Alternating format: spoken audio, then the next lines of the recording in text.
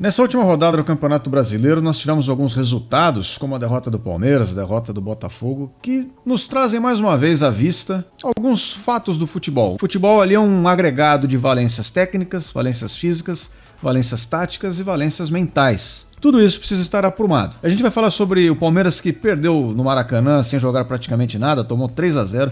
E sobre o Botafogo, que mais uma vez tomou uma virada histórica jogando em casa, depois de estar com 3 gols já no placar, perdeu mais uma vez de 4-3, para a tristeza dos seus torcedores. E o que isso nos ensina, afinal de contas, né? Eu não vou falar sobre o jogo em si, porque a gente já tem um vídeo no canal só falando sobre isso, sobre a rodada. Então, se você quiser ver, assista o vídeo anterior. Mas, no caso do Palmeiras, o Palmeiras é um time que, assim, ao longo dessas últimas temporadas, ele tem tido, na maior parte do tempo, um bom arranjo tático, é um time mentalmente muito forte e fisicamente tem seus altos e baixos, né? A depender ali do momento da temporada, que exige mais, exige menos. Isso é uma coisa mais do calendário aí e tal. Só que as valências técnicas do Palmeiras, elas não necessariamente são as melhores.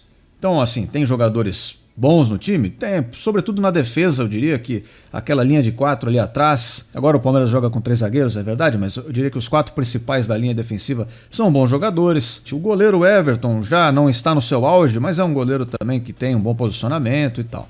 Agora, do meio para frente, o Palmeiras já não tem assim as melhores peças. Então você vê lá um Breno Lopes da vida, um Rony da vida, até há pouco tempo atrás, quando o Palmeiras tinha, sei lá, Rafael Navarro, Bruno Tabata, dentre outras opções aí, enfim, não são os melhores jogadores que a gente já viu com a bola no pé. Eu tenho certeza disso. Por outro lado, o Palmeiras enfrentou uma equipe que é o Flamengo, que tem isso um pouco ao contrário. O Flamengo tem como ponto alto as valências técnicas dos seus jogadores. São jogadores que sabem jogar bola. E o time do Flamengo muitas vezes deixou a desejar nesse quesito tático. Em outros momentos tem jogadores, como o próprio Arrascaeta, deixam a desejar no quesito físico e também no mental. A equipe muitas vezes parece estar meio confusa, meio conflitante ali internamente entre ideias de treinador, ideia de diretoria, ideia de jogador, jogadores acomodados, jogadores que não querem mais buscar nada, enfim. O que acontece é que, na média, a gente vai ver que o time do Palmeiras é um time muito mais estável do que o Flamengo tem sido nesses últimos meses. Exatamente por isso, porque os aspectos que determinam mais quanto você consegue manter um nível de atuação assim mais regular são as valências nas quais o Palmeiras é bom. É tática, é mental, é físico. Enquanto o Flamengo, que tem esse grande poderio técnico, ele consegue, assim, se a gente fosse fazer um gráfico, né, do desempenho da equipe, o Flamengo é um time que consegue ter mais oscilações, pro bem e pro mal. Então ele consegue ter picos mais altos e abismos ali mais profundos também. Então quando vai mal, o Flamengo vai muito mal. Quando vai bem, às vezes o Flamengo vai muito bem. Nesse jogo contra o Palmeiras e nos duelos entre Palmeiras e Flamengo recentes, a gente tem visto que essa tônica tem se repetido muitas vezes. O time do Flamengo se sobrepõe tecnicamente ao time do Palmeiras. Por que o Palmeiras venceu? O Palmeiras foi campeão 2 vezes recentemente em cima do Flamengo. Nas últimas finais o Palmeiras se deu melhor. Exatamente porque foi um time compenetrado que conseguiu extrair próximo ao seu melhor naquele jogo, sobretudo na Libertadores, por exemplo. E dali, mesmo que não tivesse o melhor time, venceu o time do Flamengo, que tem ali os seus altos e baixos. Mas nos duelos de Campeonato Brasileiro, em que tem um pouco menos de pressão, a coisa não é tão decisiva, o Palmeiras tem tido essa dificuldade. E aí você vê que a equipe alviverde carece de alguns melhores nomes que possam, em jogos grandes assim, realmente tirar coelhos da cartola.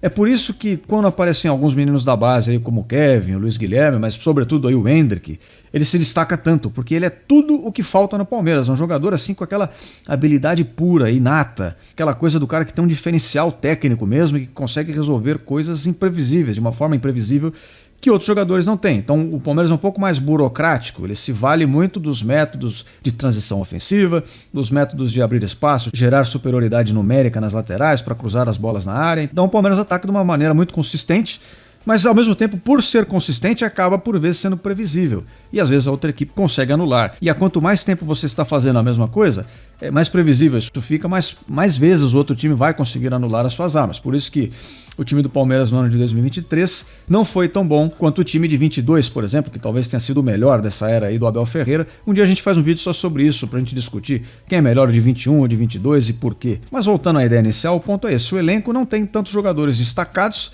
que resolvam assim situações mirabolantes. E assim, podemos concordar que não é fácil encontrar esses jogadores, eles são muito caros, montar um elenco com eles também não é uma coisa tão simples, eu sei disso. Mas é fato que mesmo quando o Palmeiras teve a oportunidade de fazer isso, por decisões ali de investimento, decisões de diretoria, talvez até algumas decisões que passem pela própria comissão técnica, o Palmeiras preferiu ter um elenco que é mais guerreiro, aí, mais trabalhador, menos volumoso também, é um grupo mais reduzido. E aí, em momentos como esse, a gente vê que isso faz falta. Então, assim, eu estou dizendo tudo isso em perspectiva dessa reta final de Campeonato Brasileiro, em que ainda temos 5 times disputando o título, o Palmeiras é um deles. Ainda tem condições de ganhar e ser campeão. Em tese está a uma rodada atrás do líder ali, 3 pontos. Claro, tem o critério de desempate também, mas é possível buscar esse resultado. Mas a gente vê que nesse jogo contra o Flamengo, em alguns outros jogos no primeiro turno, um jogo contra o Red Bull Bragantino agora no segundo turno, mas em jogos contra a Bahia, contra o Vasco, contra o Santos lá no primeiro turno, me refiro ao jogo do Vasco, contra o Santos na ida e na volta, né, no primeiro e no segundo turno,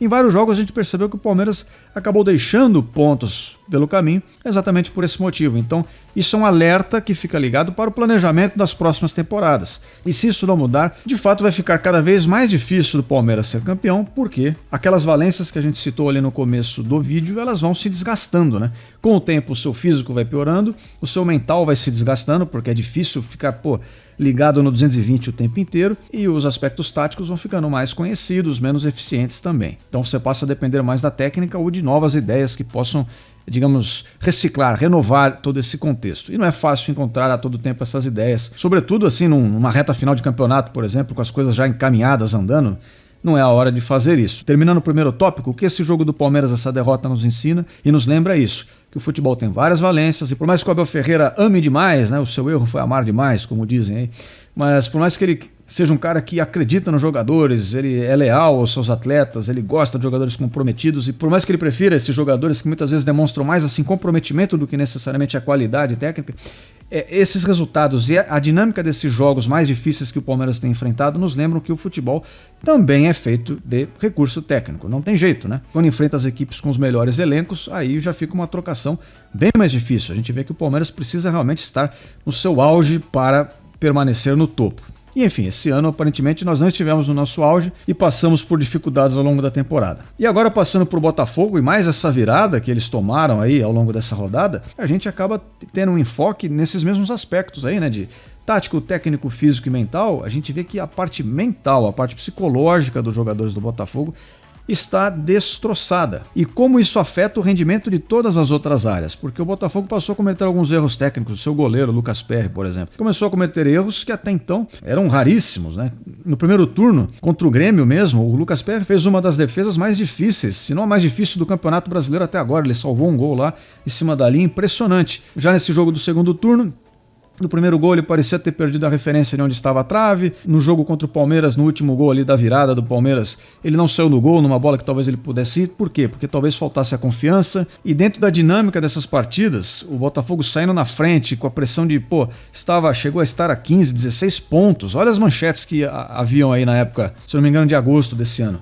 Durante o andamento ali de algumas rodadas, o Botafogo chegou a estar 15, 16 pontos na frente, viu essa distância sumindo, se encurtando, começa a se gerar uma pressão de que, esse pode ser o maior vexame da história aí do Campeonato Brasileiro, o título que estava mais ganho que acaba sendo o mais perdido, e os jogadores falam, não é possível que isso está acontecendo. Não é assim, não pode ser assim, isso gera uma pressão extra, a perna vai ficando mais pesada, e aí o time dentro da partida sai na frente, vê o outro time se recuperando, fala, não, vai acontecer de novo, eles vão virar o jogo de novo, e isso de fato acaba acontecendo porque você começa a ficar distraído, começa a perder ali, errar lances bobos, entregar a bola, ter falhas de posicionamento, então o seu aspecto tático fica comprometido. Você vê nos gols do Grêmio, ele tem lances do Luis Soares completamente livres. São 6 jogadores do Botafogo marcando 5 do Grêmio.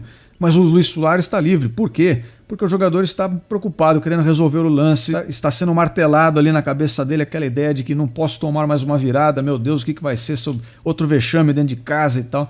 Então o aspecto tático e o técnico ficam comprometidos se o psicológico não estiver em dia, não for forte também. Então você vê que o futebol é essa comunhão assim de fatores, né? E se você tiver um time só muito técnico, como o Flamengo foi na maior parte do ano, não resolve nada, porque não tem comprometimento, não tem empenho, porque não tem a competitividade necessária. Se for que nem o Palmeiras, que é extremamente competitivo, mas carece ali de algum pouco mais de qualidade, você também passa por dificuldades. O seu desempenho, os seus resultados nos momentos mais agudos da temporada acabam deixando a desejar.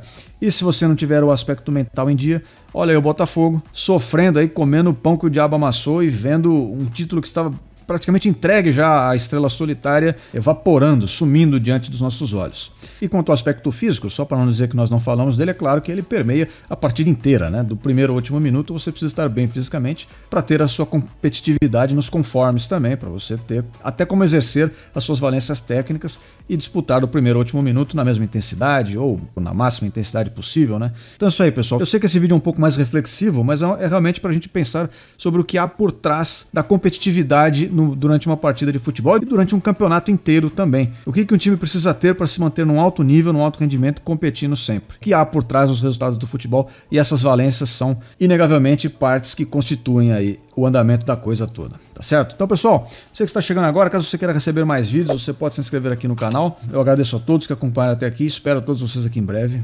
E até a próxima. Fui!